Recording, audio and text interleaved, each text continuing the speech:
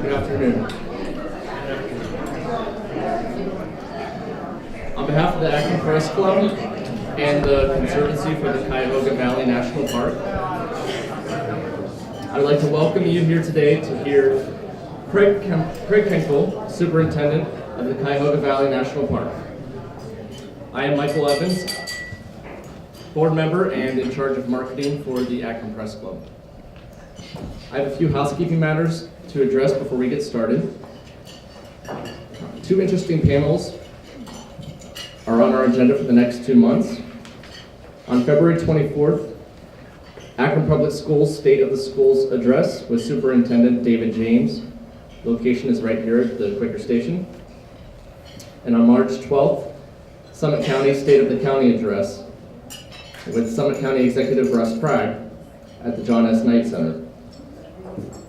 Details for these upcoming events and Press Club membership information can be found on our website, akronpressclub.org.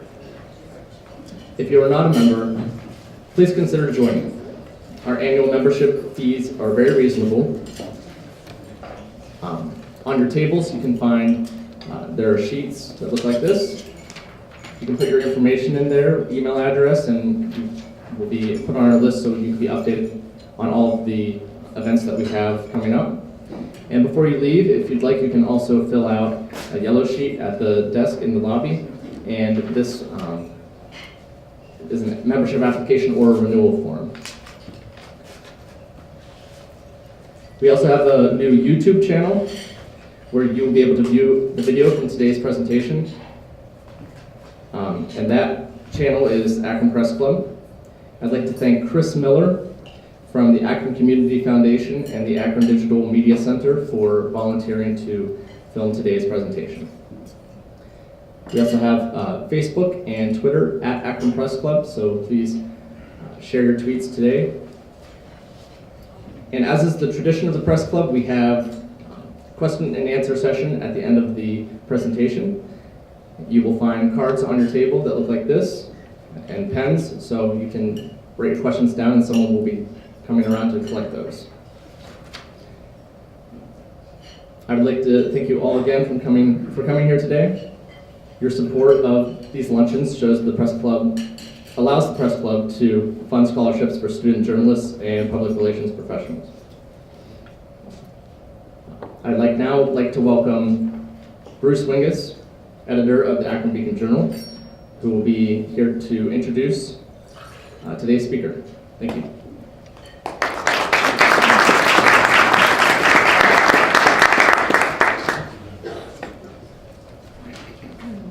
Good afternoon.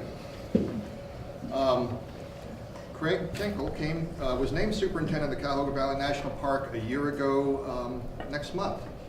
And he came here in May. He succeeded Stan Austin.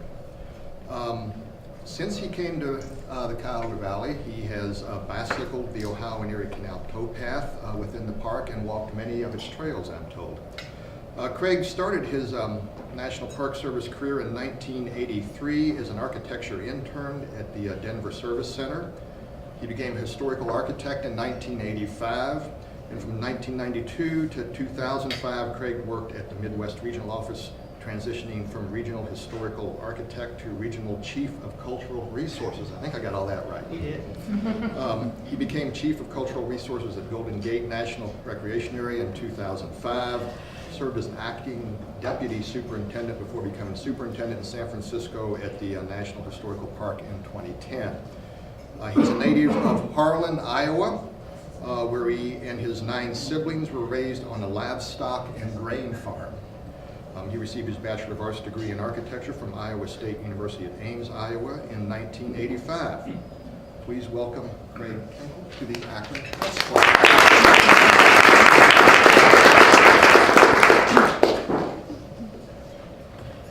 So I've already been asked if I wore red wrappers over my shoes, waiting for the school bus, growing up in rural Iowa, and yes, I did. But not because we were poor. Bruce, thank you so much. It's great to be here joining the Akron Press Club and all of you to talk about one of my favorite subjects. There you go. Can you hear me now? So thank you, Bruce, for the invitation to be here with the Akron Press Club and all of you to talk about one of my favorite subjects, Cuyahoga Valley National Park. On March 1st, 1872, President Ulysses S. Grant signed into law an act by the U.S. Congress that established our first national park. It was also the world's first national park, Yellowstone, and thus began a great American tradition, and I would also say an experiment, to set aside public parks that represent the majesty and wildness of our American landscape, that protect for future generations historic and cultural places that represent the diversity of who we are as Americans, our national ideals, and the enlightened and dark periods of our nation's history. December 27th, 1974, President Gerald Ford signed another act by Congress into law that created Cuyahoga Valley National Recreation Area, with the goal of bringing the national park experience to millions of people who live in Northeast Ohio and protecting a river valley that we all have come to know and love. So the experiment continued. So let's fast forward 4 decades and ask ourselves, how are we doing? Well, park has certainly been built, especially and mostly during the 22-year tenure of Superintendent number 3, John Debo, who's here with us today, and is still very much engaged as Director of Development for the Conservancy of Cuyahoga Valley and the future of the National Park. I feel very fortunate to follow in John's footsteps as well as those of Superintendent number 4, Stan Austin. Big shoes to fill. So we've built a park. How'd they come? Today, Cuyahoga Valley, which was redesignated a national park in 2000, is a major attraction to Northeast Ohio, comparable to the Akron Art Museum, to Lock 3, to other major attractions here in Akron, as well as Cleveland and the surrounding communities. We are an economic driver for the communities surrounding the park. Let me share a few numbers with you. In 2013, the national park received 2.1 million visitors, which ranked us as the 11th most visited national park in the system. A March 2014 report by the National Park Service, looking at our visitation in 2012, which was 2.3 million, tells us that those 2.3 million visitors invested $137 million into local communities through tourism. Those folks stayed in hotels, dined in restaurants, and shopped in stores in Akron and all of our gateway communities. That $137 million also supported 2,054 jobs in the communities around the park. Economists tell us that for every dollar invested in a national park, there is a $10 return to the American economy. That's significant. And that's primarily because of the interest in and the growing trend in national park tourism. The Cuyahoga Valley Scenic Railroad, one of our major partners, reports that ridership reached 186,000 last year, and their always popular Polar Express sold out 40,000 tickets by Thanksgiving. Another park partner, the Countryside Conservancy, reported that over 100,000 visitors made it to the Cuyahoga Valley Farms last year. The countryside also reached the $1 million mark in sales at their farmers markets. Congratulations.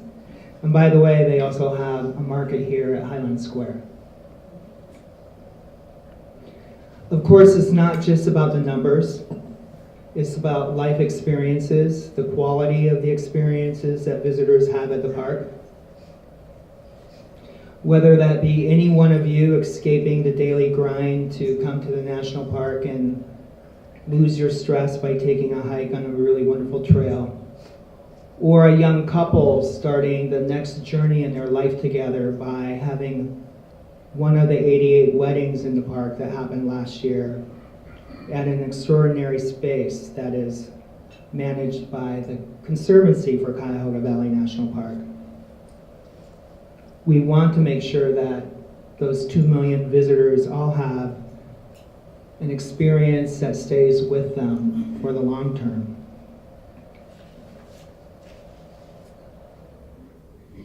So remember, just a few minutes ago, I mentioned that Cuyahoga Valley was established to bring the national park experience to the people of Northeast Ohio.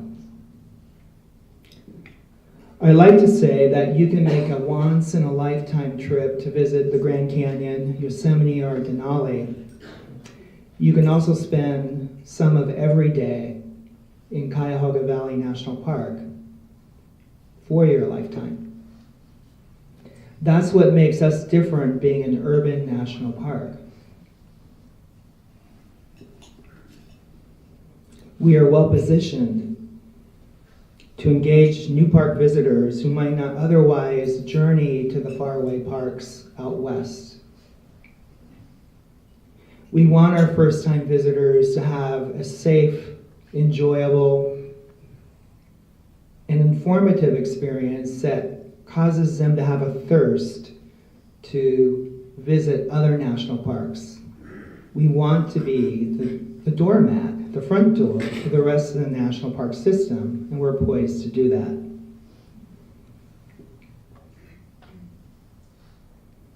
Also, as an urban national park, we can help our return visitors forge deeper and more personal connections with their local national park. And we do that in a number of ways. And one of them is through the Volunteer in the Parks program, which is co-managed by the park with our partner, the Conservancy. And last year we had 5,700 volunteers who gave, gotta get the right number here, 209,000 hours to the park. That service has a value of $4.7 million. To put that in perspective, our budget is $10.7 million. So that's significant. Those service hours help us with resource stewardship, staffing, visitor facilities. Trailblazers are here, making sure our visitors have safe experiences out on the towpath and other trails. It's really powerful to have that resource available to us and to form those deep relationships with our park visitors.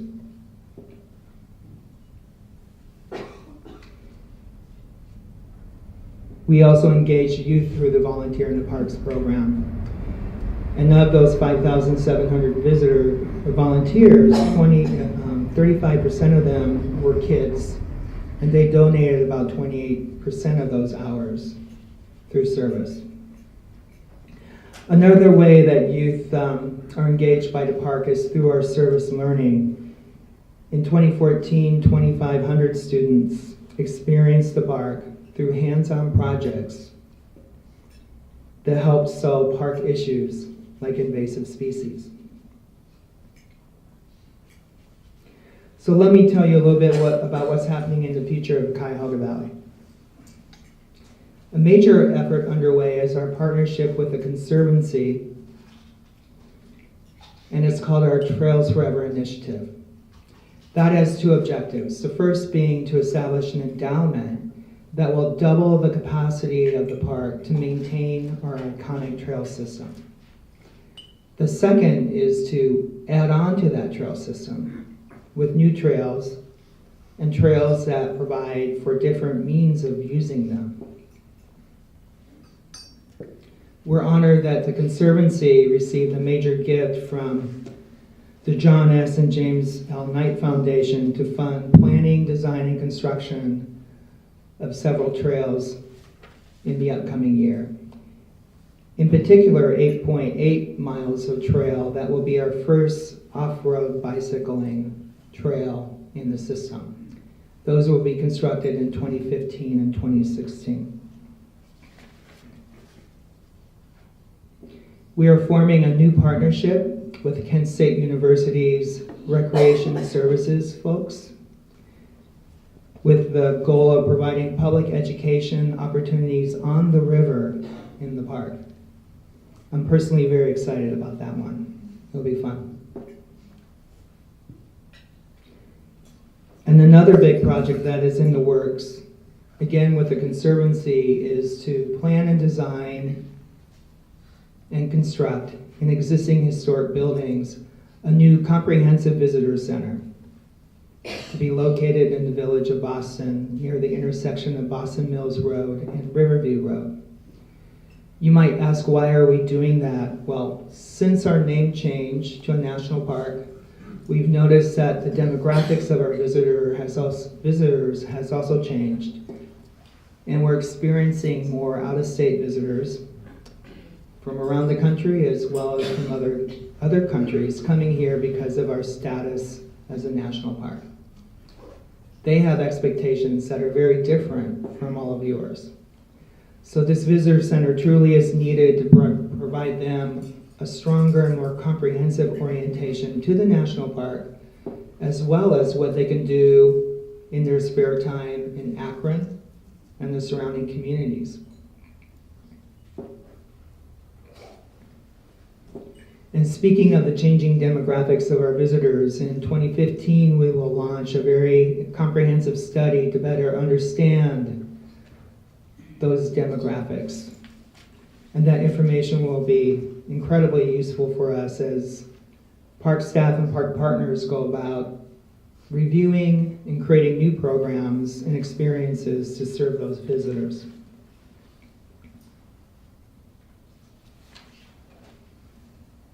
Perhaps the most exciting thing I can share with you about the immediate future is that in April of this year, during National Park Week, the National Park Service will kick off a national campaign for the centennial of the National Park Service, which is August 25th of next year.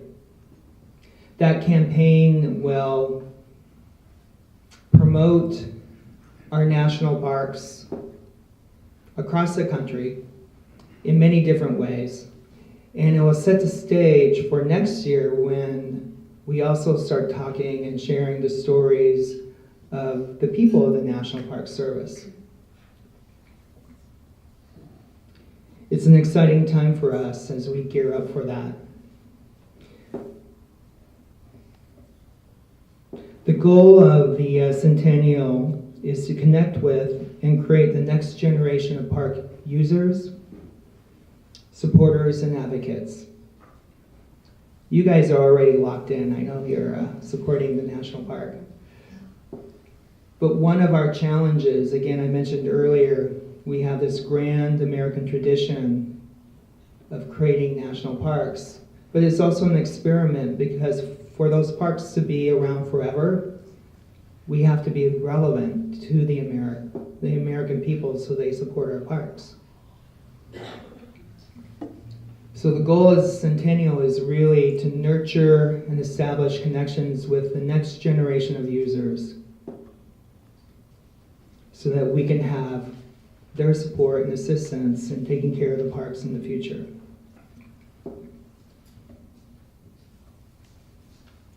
We're also working locally with the leadership from our three partners to strategize about how we can leverage that national campaign into increasing awareness and opportunities for folks in Northeast Ohio to come experience Cuyahoga Valley.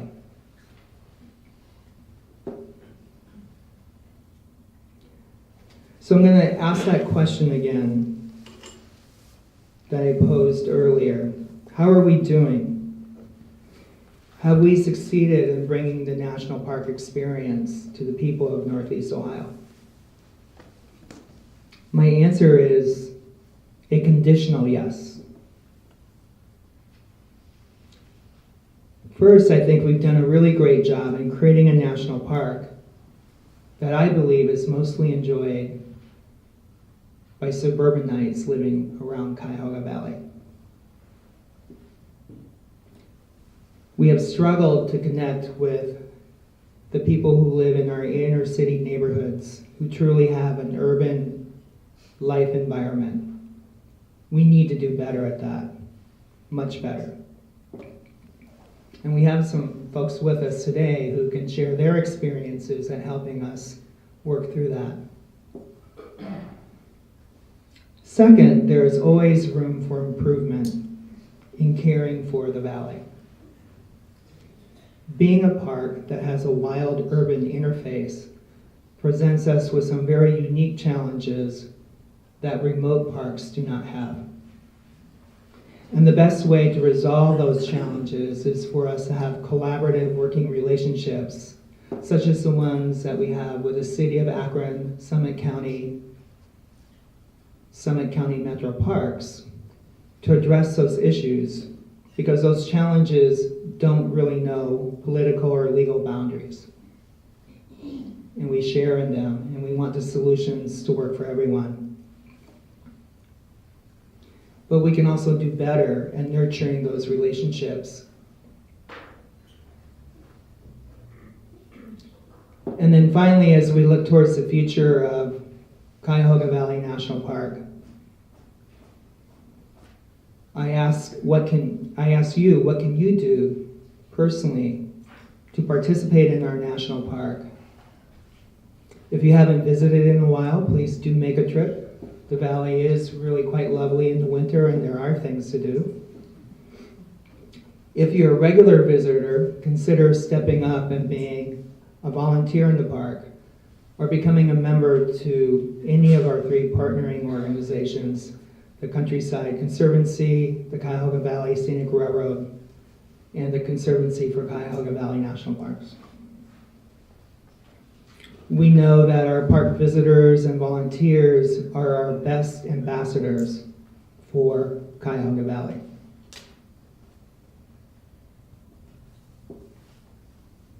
And please help us celebrate the centennial. It's going to be a great party, or parties.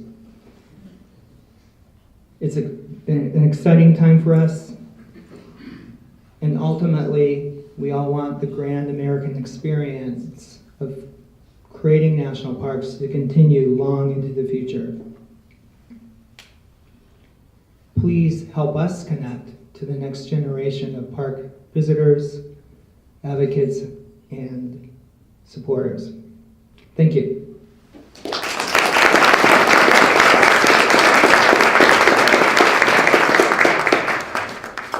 If you have any questions for the superintendent, we'll be happy to entertain them. Somebody be around. I'll start with one. What's your view on the deer population in the park? There's a lot of them. So an update on that, and by the way, I have technical experts with me in case I don't know the answer. And if you have a problem, the deputy superintendent is here to take those. So we are waiting for a record of decision on our plan for managing the deer population, and we expect that to come in the very immediate future. Once we have that, we'll do a press release, and our staff is gearing up to develop the implementation plans for deer management. And you can expect to probably see action on that plan sometime later in this calendar year.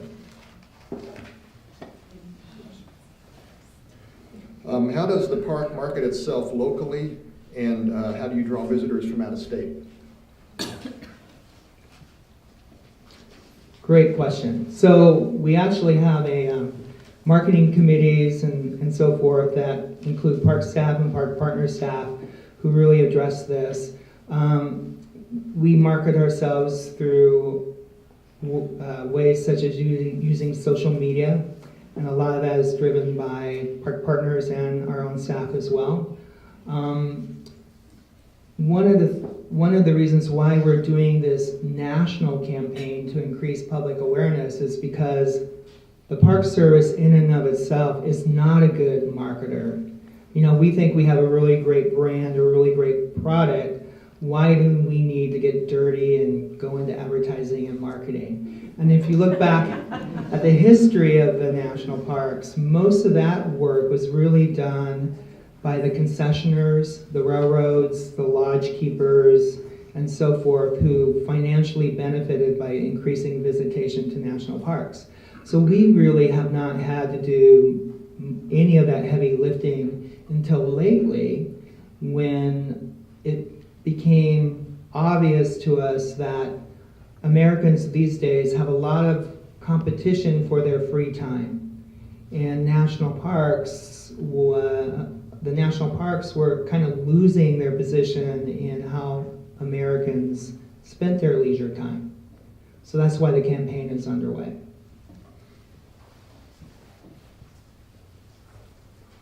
How does the national park work with Summit Metro Parks? Are there planned activities?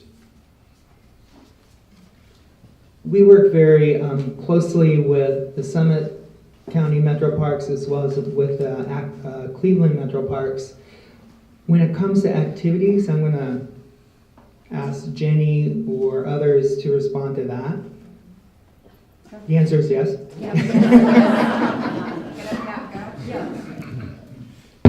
I'll just give one quick example of a program that we do collaboratively with both Metro Parks, and it's really also one way that we try to promote the park to the Cleveland and Akron communities. We have a program called Get Up, Get Out, and Go, where we're trying to help people see that physical linkage of the towpath trail and the trail system that grows out of it to communities. So we do programming with both Metro Parks in neighborhoods and in the park to show those connections, and really the capacity brought by the Metro Parks makes such a huge difference in that program.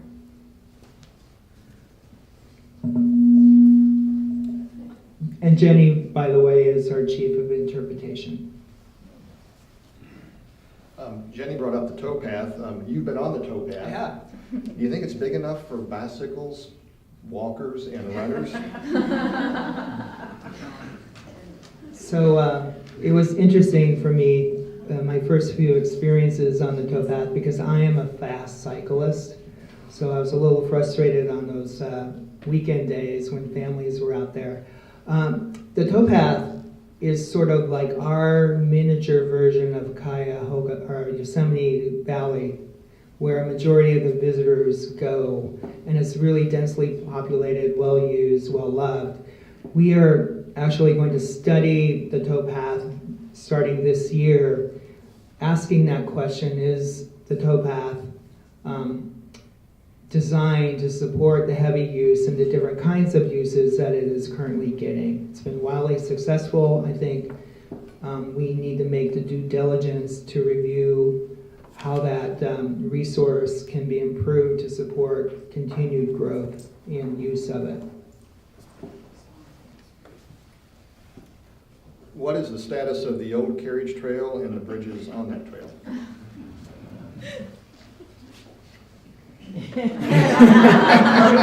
You know where this is going. It's been a topic of conversation ongoing, and I'm going to ask Lisa Pettit, our Chief of Resources, to come up and talk about that one. We are trying our very hardest to bring Old Carriage Trail back to its former glory. The three bridges in question have been closed for a long time. We have sort of new encouragement for funding within the Park Service to try and restore those bridges in place where they are right now. So the first step is probably to try to demolish the existing ones and then replace them. Thank you. What 3 things would you do with the park if you had an unlimited resources? Wow. If I had unlimited resources, I think it would be really exciting to see how much of the canal could be restored as an experience for park visitors. I think it would also be exciting for us to financially participate in the railroad extending to downtown Cleveland.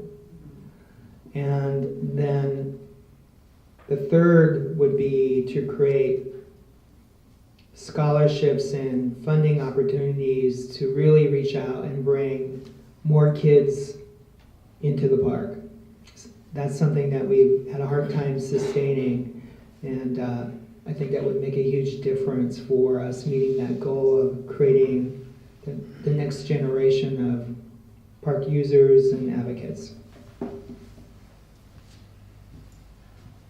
Since there's no more questions from the audience, I'll just ask one final question. You came here from San Francisco. What reaction did you get from the folks out there when you told them you were coming to a park that is built around a canal between Akron and Cleveland in Ohio? So, first of all, I kind of got a lot of questions about why are you leaving San Francisco to go to Northeast Ohio. But I lived and worked in San Francisco twice during my career, and the first time I left to go to Omaha, Nebraska. So when I said that, they said, okay, we understand. It's a better deal for you. The other thing is that most of my staff did not know about Cuyahoga Valley. So I spent a fair amount of time educating them about this national park, which I experienced when I worked in the regional office starting in 1992. I came here several times to help John and his staff with bringing Garfield online and then doing work in the valley itself. And as I spoke about the park, and I think I even at one point did a PowerPoint presentation to my staff, they were really quite surprised and impressed with Cuyahoga Valley. And then once my staff at the Maritime Park, which is made up of ships, steamships and sailing ships, found out there was a train, they're like, okay, go for it. Thank you for speaking today. Thank you all for coming out. We hope to see you at our next event in February for the State of the School speech. Thank you.